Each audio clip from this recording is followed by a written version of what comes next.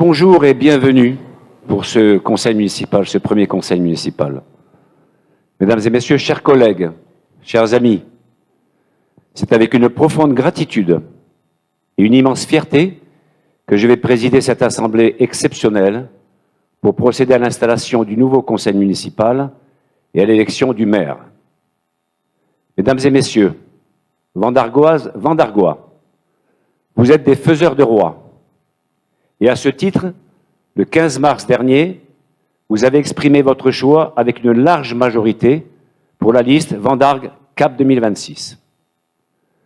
Par ce choix clair et déterminé, vous avez joué un rôle décisif et je tiens à vous adresser mes plus sincères félicitations et mes remerciements pour votre engagement et la confiance que vous nous avez accordée.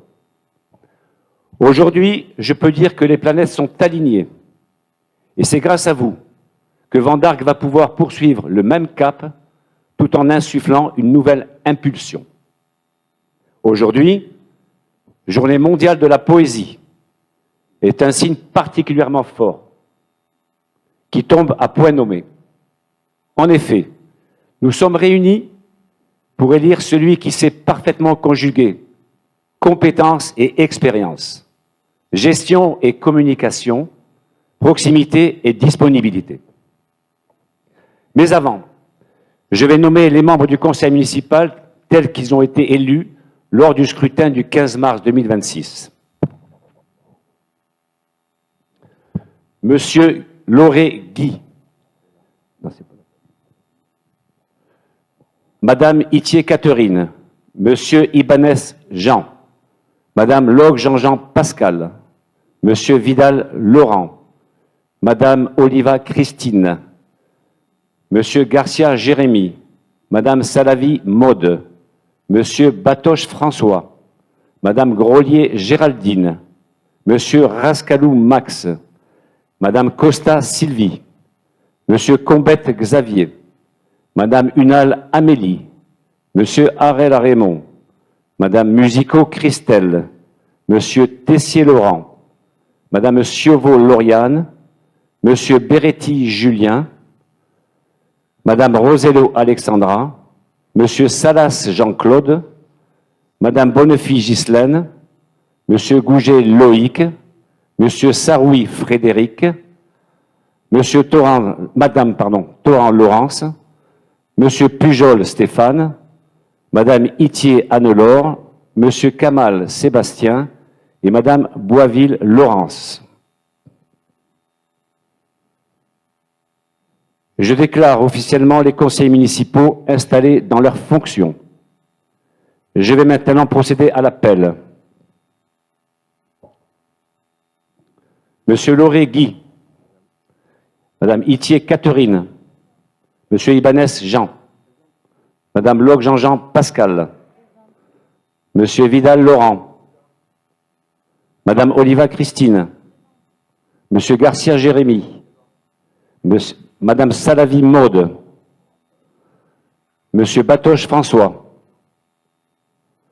Madame Grolier Géraldine, Monsieur Rascalou Max, Madame Costa Sylvie, Monsieur Combette Xavier, Madame Unal Amélie, moi-même bien sûr, Madame Musico Christelle, Monsieur Tessier Laurent, Madame Ciovo Lauriane, Monsieur Beretti Julien, Madame Rosello Alexandra, Monsieur Salas Jean-Claude, Madame Bonnefille Ghislaine, Monsieur Gouget Loïc, Monsieur Saroui Frédéric, il est absent, représenté, Madame Torrent Laurence, Monsieur Pujol Stéphane, Madame Itier Anne-Laure, Monsieur Kamal Sébastien, et Madame Boisville Laurence. Bien. Je propose de désigner Monsieur Max Rascalou comme secrétaire de séance. Qui est contre? Qui s'abstient? Je vous remercie. Mesdames et messieurs les conseillers municipaux, je vous propose d'adopter l'ordre du jour dont vous avez eu connaissance. Qui est contre? Qui s'abstient? Je vous remercie. Je vous propose également d'adopter le procès-verbal du dernier conseil municipal du 11 décembre 2025. Qui est contre? Qui s'abstient? Je vous remercie. Nous allons maintenant procéder à l'élection du maire. Mais avant de procéder à l'élection du maire, au scrutin secret et à la majorité absolue, quelles sont les candidatures? Monsieur Combette, oui, vous avez la parole. Cher président doyen du conseil municipal, mesdames et messieurs les conseillers municipaux, Vandargoises de Vandargois, la liste Vandargue 4 2026 vous présente son candidat pour le poste de premier édile à la personne de M. Guy Lauré. Merci, monsieur le conseiller. Y a-t-il d'autres candidatures? Non, je vous remercie. Pour constituer le bureau et procéder aux opérations de vote, je propose au conseil municipal de désigner 2 assesseurs. Alors, selon les traditions, je propose les 2 plus jeunes élus, c'est-à-dire M. François Batoche et M. Loïc Gouget. Je précise que les élus ayant un pouvoir peuvent récupérer les bulletins des personnes excusées pour voter à leur place. Nous allons procéder donc au recueil des bulletins de vote.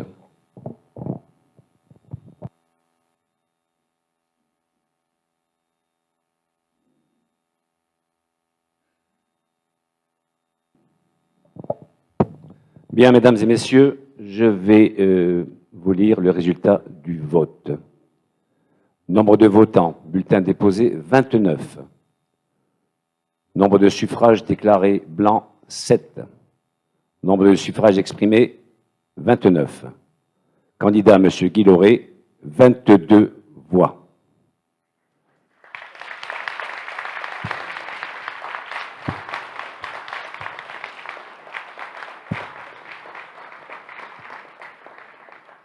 Attendez, je ne l'ai pas encore dit, vous allez pouvoir réapplaudir. Hein. Alors, je proclame officiellement M. Guy Lauré, maire de Vandargue.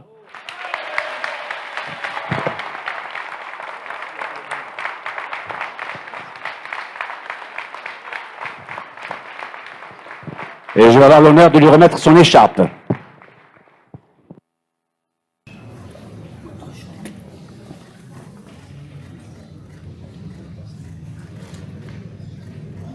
Voilà, c'est fait.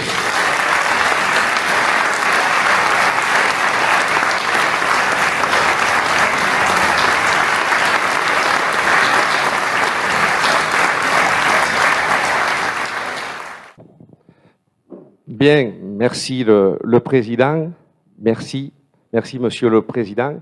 Avant de commencer pour partager quelques mots avec vous, est-ce qu'un représentant de la minorité municipale veut prendre la parole? Est-ce qu'il y a un chef de file? Est-ce que quelqu'un a cette responsabilité-là? Personne?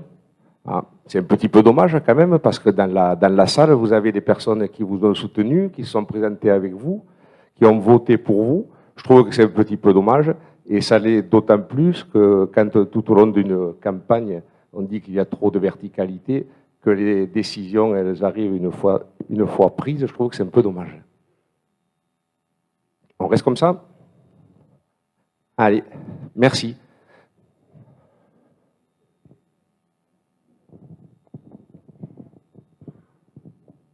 Bonjour. Oui, donc je voulais remercier les personnes qui ont voté pour nous, voilà, qui sont présentes aujourd'hui et pour lesquelles on va continuer à s'investir tout au long de ce mandat, malgré tout. Voilà, merci beaucoup.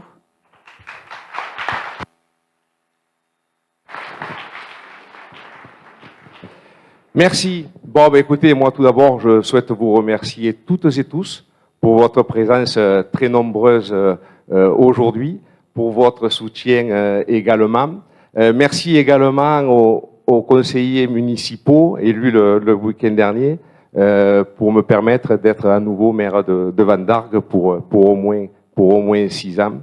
Mais je ne saurais commencer cette réunion sans en référer, sans d'une certaine manière convoquer mes prédécesseurs, alors au moins les plus contemporains d'entre eux, hein, puisque c'est eux qui ont façonné Vandargue, c'est eux qui ont fait preuve de beaucoup de courage, c'est eux des fois qui ont pris des décisions, comme ça arrive parfois quand on est maire, qui ont pris des décisions qui au début n'étaient pas n'étaient pas tout à fait comprises et puis qui ont débouché sur un très beau projet. Je pense bien évidemment à monsieur Léopold Olivier, Léopold Olivier qui, en 1944, a eu beaucoup de courage, puisqu'au nom du GPRF, il a géré la commune.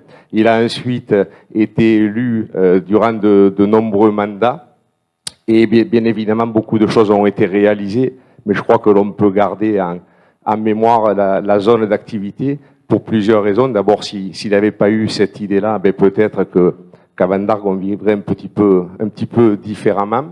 Mais ça n'a pas dû être simple, puisqu'à l'époque, c'était en 1965, détruire quelque part des garrigues, des lieux de chasse dans les communes comme les nôtres pour y ériger des entreprises, ça n'a pas dû être évident, mais enfin, il a fait. Après, M. Chalier qui a fait 2 mandats, en 77 et en 83, et M. Chalier, on lui doit, entre autres choses, les logements sociaux qui sont derrière le stade. Ces logements sociaux où nombre d'entre vous, où ils vivent, où ils ont vécu, et qui sont très heureux d'y être. Et pour la petite histoire, ces logements sociaux, ils étaient 100% sociaux. Voilà, je veux dire, ça n'empêche pas de vivre, mais en 84, 85, peut-être que c'était pas évident de se plonger là-dedans, et il l'a fait avec beaucoup de courage. Bien sûr, Pierre Dudieuzer, alors permettez-moi d'avoir une attention toute particulière, et on peut l'applaudir.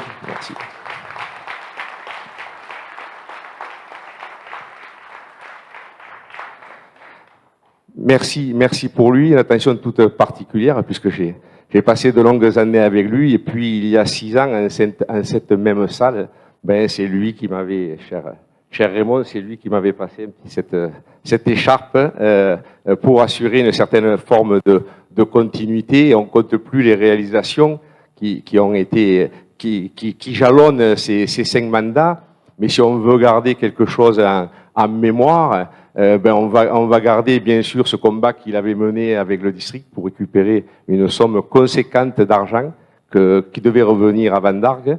On va garder également en mémoire les zones qu'il a construites, toujours pareil, pour créer de l'emploi, pour créer des richesses, que ce soit les portes domiciennes, que ce soit la zone qui longe Castries.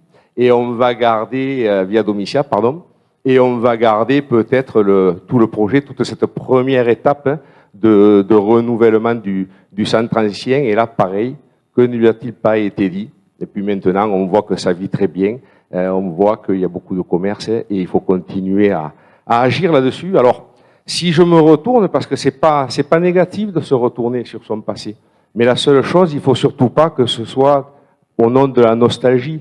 Il faut surtout que ce soit pour s'imprégner, pour assurer une certaine continuité et pour s'appuyer sur ces valeurs de courage, d'abnégation que j'ai citées un petit peu plus tôt, qu'ils ont tous partagées. Ces valeurs qui font qu'à un moment, on retourne on renverse d'une certaine façon des montagnes pour le bien de tous. Et puis je vais à mon tour, bien évidemment, parce que quand ça n'empêche pas aller avoir un regard vers l'avenir, assurer le présent et se projeter dans le futur, ça n'empêche pas de garder ces 2 pieds, comme on dit, soit dans la terre de nos vignes, soit dans le sable de nos arènes. Et puisqu'on en est au remerciement, je vais bien évidemment remercier les près de 59% de Vandargois qui ont fait confiance à notre liste, puisque d'une certaine manière, ça valide un bilan. Ça valide également une façon de procéder. Et je vais également remercier les 41% de Vandargoises et de Vandargois dont les suffrages ne se sont pas portés sur nos noms, mais à nous d'essayer de les convaincre, à nous de continuer, comme toujours, d'échanger. Et je ne vais pas oublier les 34% des électeurs qui ne se sont pas déplacés. Donc derrière ça, il y a des explications. Il faudra étudier et il faudra faire en sorte, pour la bonne respiration de la démocratie et de la République, que dans le futur, on arrive tous ensemble à réduire ce chiffre de 34%. Voilà. Et puis, on a un mandat qui s'ouvre, on a un beau projet, il sera bien évidemment amendé, parce qu'en 6 ans, il se passe beaucoup de choses, il y a beaucoup de besoins qui peuvent subvenir, il y a des idées également que l'on n'avait pas eues, et qu'on va essayer de travailler ensemble parce qu'elles ont du sens. Et tout ça, ben, pourquoi faire, chers amis, mesdames et messieurs, pour que Van Dargue reste cette commune où il fait vraiment si bon vivre. Merci.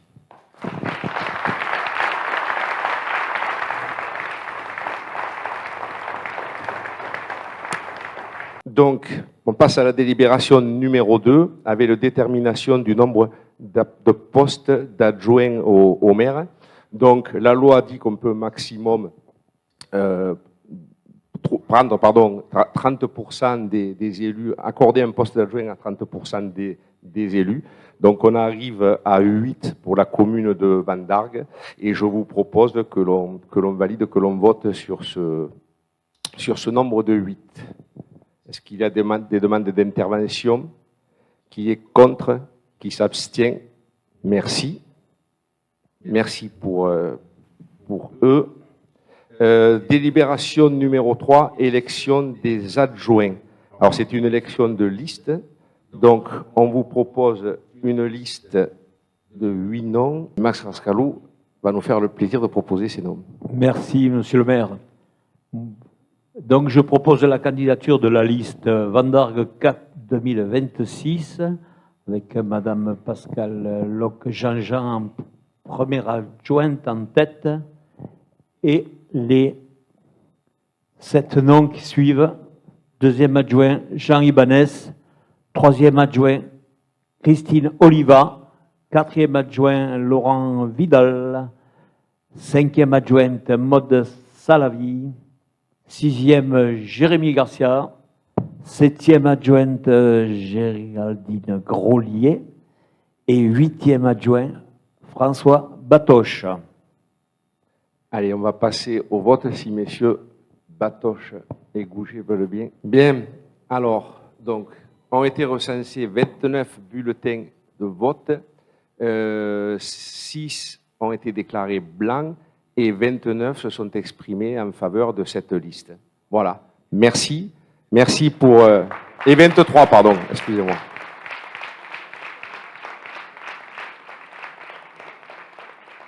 Voilà. Donc vous avez toutes et tous été élus à l'unanimité des suffrages exprimés. Moi, je suis très heureux de cette liste avec des personnes sortantes, avec d'autres qui arrivent. L'occasion pour moi de remercier une nouvelle fois Max Rascalou qui a assumé ses fonctions pendant ce premier mandat si précieux. Merci Max, merci pour on peut l'applaudir.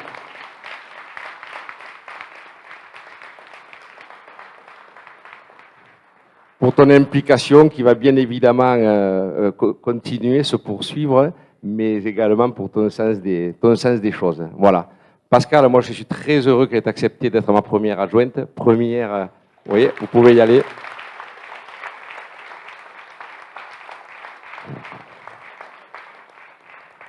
Première femme, première adjointe à Van Dargue, mais ce n'est pas juste un effet de mode, loin de là. Vous connaissez ma rigueur.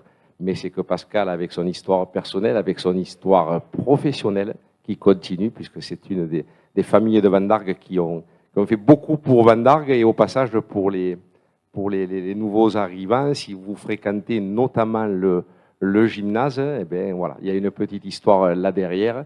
Et bien sûr, dans ce mandat, on a fait un très très gros mandat autour de la culture, que l'on doit à ta passion, entre autres choses, à l'équipe qui t'entoure et à ta commission. Et on va continuer comme ça. Voilà, je vais avoir le plaisir de vous passer vos écharpes. Merci.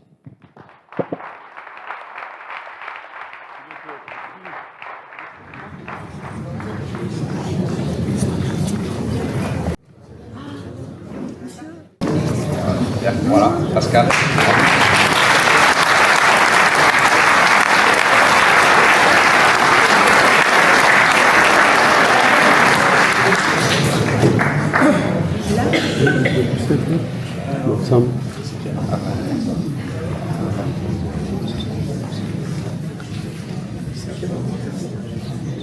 Comme ça, voilà, Jean Ibanez.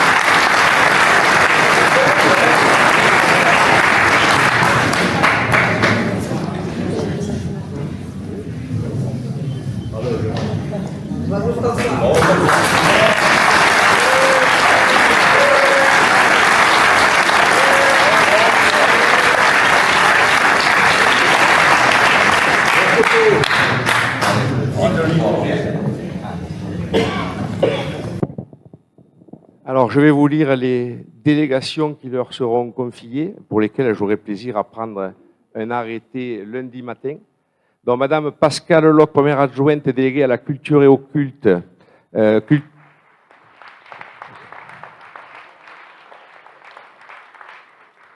Culture, bibliothèque municipale, pastorale et crèche vivante, Ciuta Mistralenco, délégation générale du maire, bien sûr. Jean Ibanez, deuxième adjoint au maire, délégué au sport, parcours sportif Saint-Antoine, entre autres choses. Qu'est-ce qu'il y a? Qu'est-ce qu'il y a? Ah.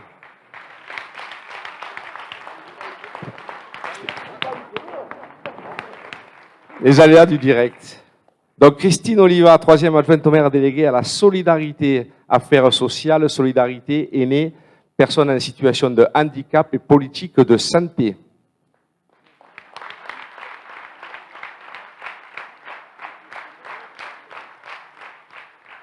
Laurent Vidal, quatrième adjoint au maire, délégué à la ruralité, politique viticole et agricole, chasse CCFF.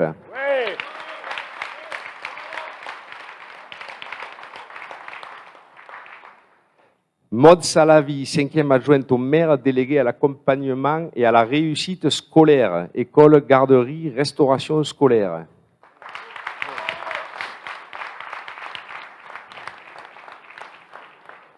Jérémy Garcia, sixième adjoint au maire, délégué à la fête locale, à la communication et au personnel. Fête locale, fête nationale, protocole, communication, image de la ville, intelligence artificielle, personnel communal.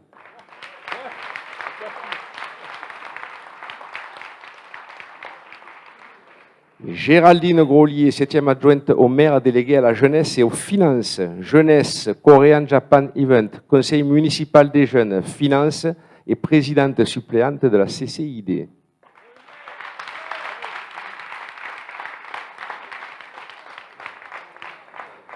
François Batoche, huitième adjoint délégué à la sécurité, aux risques majeurs et au développement économique. Sécurité, salubrité, tranquillité publique, déplacement, gestion des cimetières, protection hydraulique, prévention des risques majeurs, plan communal de sauvegarde, réserve communale de sécurité civile, commerce de proximité, emploi, vie économique.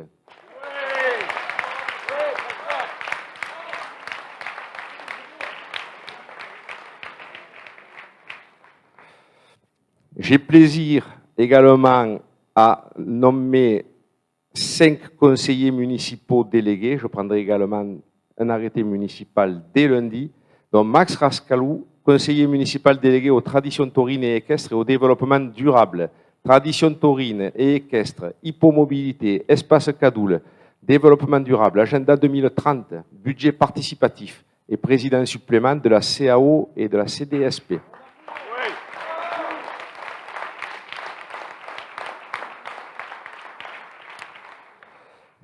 Raymond Harel, conseiller municipal délégué à la mémoire et aux relations internationales. Mémoire, ancien combattant, relations internationales et affaires européennes.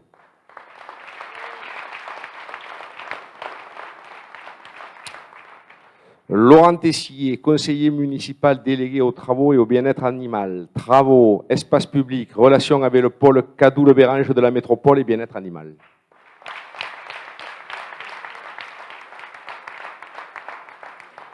Sylvie Costa, conseillère municipale déléguée aux traditions occitanes et aux animations de Noël, Carnaval et Halloween. Animation de Noël, Carnaval, Halloween, tradition occitane et le tamarou.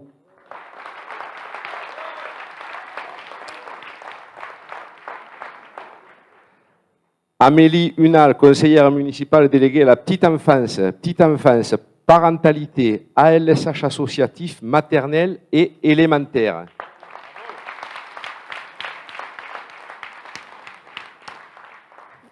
Et vous savez qu'à partir de cette année, Vandargues aura 2 représentants titulaires au sein du conseil de métropole, dont j'aurai le plaisir d'y représenter Vandargues aux côtés de Madame Cathy Itier, qui sera titulaire également. Et notre suppléant, comme vous avez pu le voir sur les bulletins de vote, est Monsieur Ibanez. Merci pour eux. Donc, délégation du conseil municipal vers le maire. Donc, je vous propose de délibérer sur les délégations du conseil municipal qui peuvent être confiées au maire pour le mandat à venir. Est-ce qu'il y a des questions? Qui est contre? Qui s'abstient? Merci. Et enfin, avant de clôturer ce conseil municipal, donc je vais vous lire et remettre à tous les conseillers municipaux la charte de l'élu local. Alors, elle est en 14 points, dont dans l'exercice de son mandat, l'élu local s'engage à respecter les principes de liberté, d'égalité, de fraternité et de laïcité, ainsi que les lois et les symboles de la République. Article 2. L'élu local exerce ses fonctions avec impartialité, diligence, dignité, probité et intégrité. Dans ce cadre, il poursuit le seul intérêt général, à l'exclusion de tout intérêt qui lui soit personnel, directement ou indirectement, ou de tout autre intérêt particulier. Article 3. L'élu local veille à prévenir ou à faire cesser immédiatement tout conflit d'intérêts réprimé par la loi. Lorsque ses intérêts personnels sont en cause dans les affaires soumises à l'organe délibérant dont il est membre, l'élu local s'engage à les faire connaître avant le débat et le vote. L'article 4. L'élu local s'engage à ne pas utiliser à d'autres fins les ressources et les moyens mis à sa disposition pour l'exercice de son mandat ou de ses fonctions. L'article 5. Dans l'exercice de ses fonctions, l'élu local s'abstient de prendre des mesures lui accordant un avantage personnel ou professionnel. Article 6. L'élu local participe avec assiduité aux réunions de l'organe délibérant et des instances dans lesquelles il a été désigné. L'article 7. Issu du suffrage universel, l'élu local est et reste responsable de ses actes pour la durée de son mandat devant l'ensemble des citoyens de la collectivité territoriale à qui il rencontre des actes et des décisions prises dans le cadre de ses fonctions. Article 8. L'élu local déclare dans un registre tenu par la collectivité territoriale les dons, avantages et invitations d'une valeur qu'il estime supérieure à 150 € dont il a bénéficié en raison de son mandat. Ne sont pas soumis à cette obligation déclarative les cadeaux d'usage et les déplacements effectués à l'invitation des autorités publiques françaises ou dans le cadre de notre mandat électif. Article 9.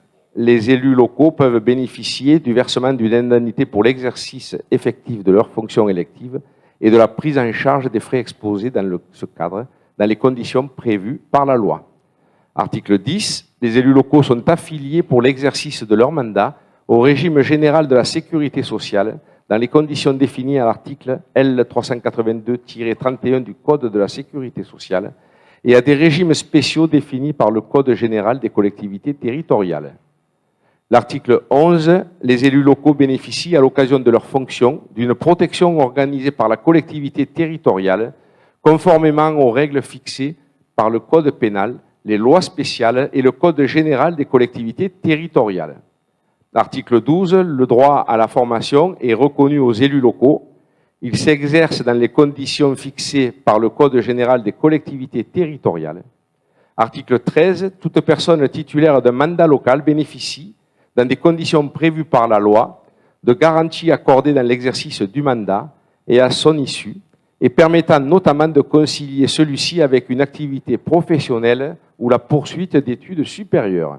Et article 14, tout élu local peut consulter un référent déontologue chargé de lui apporter tout conseil utile au respect des principes mentionnés à l'article L 1111-13 du Code général des collectivités territoriales.